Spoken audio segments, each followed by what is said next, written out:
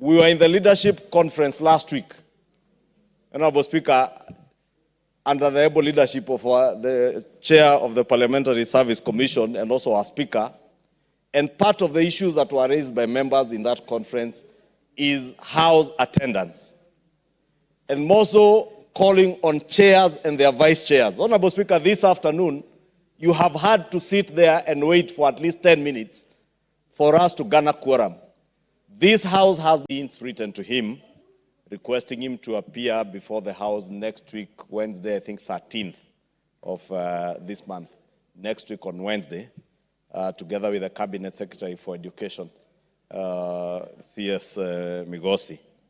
But Honorable Speaker, allow me also, Honorable Speaker, now that I have the mic, to also ask members.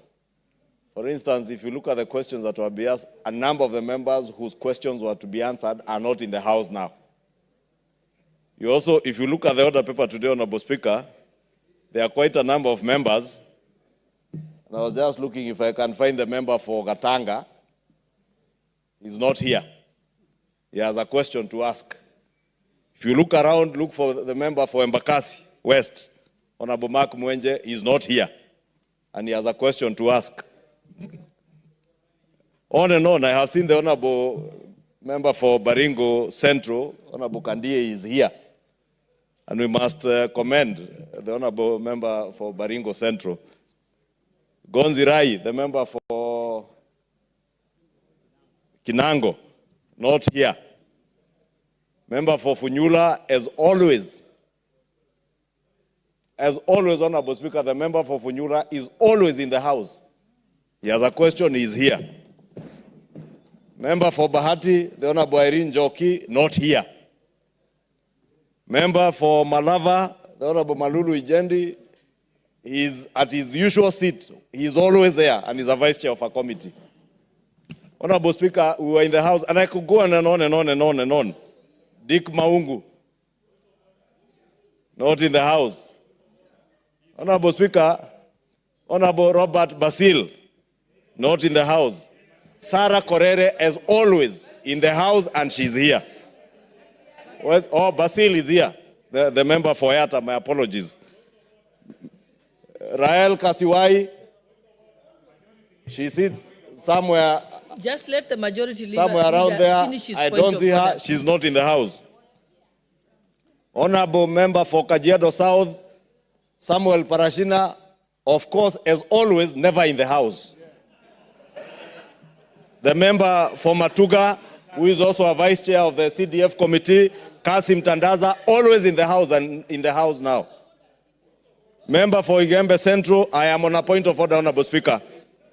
Daniel Carido, always in the House. Members, he's here, Honorable the Speaker. majority leader is on a point of order. Sarah Korere, you will have an opportunity. So the member for Mwingi West, Charles Ngusia CNN, always in the House, but he's not there now. Member for Kolomani Shinali, usually on and off in the House, is not here. But Honorable Speaker, what point am I making? We were in the leadership conference last week, Honorable Speaker, under the able leadership of the chair of the Parliamentary Service Commission and also our speaker. And part of the issues that were raised by members in that conference is house attendance.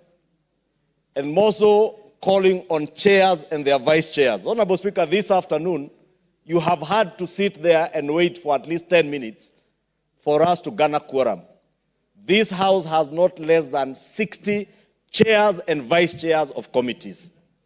We only need 50 to transact business. If we add the leadership of the House, we have 70.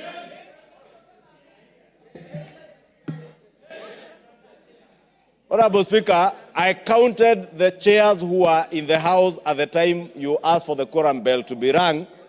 Only 5 chairs of committees were seated in the House, and about 7 vice chairs. Where were the other 43, Honorable Chair? I want to say, Honorable Chair,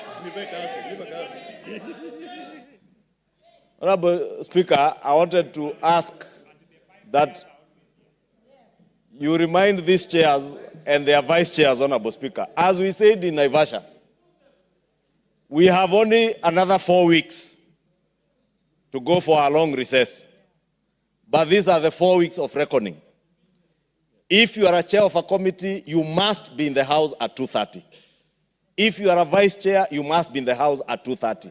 There is no reason for the speaker to come and sit and wait for quorum when there are members who have business to be transacted on the floor, they are not in the House.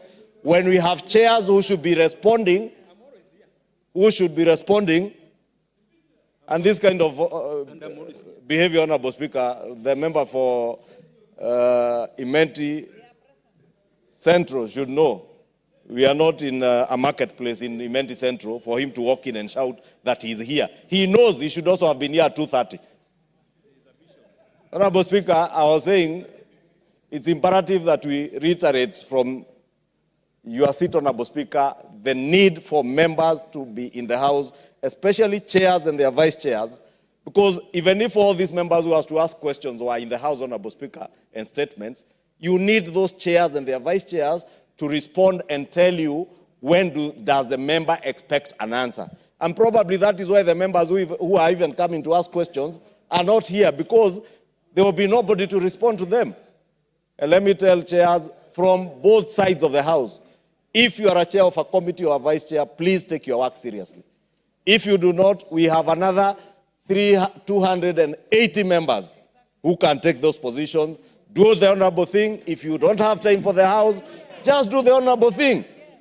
And you know, we're in this season, the season Junet Mohammed calls the season of impeachment.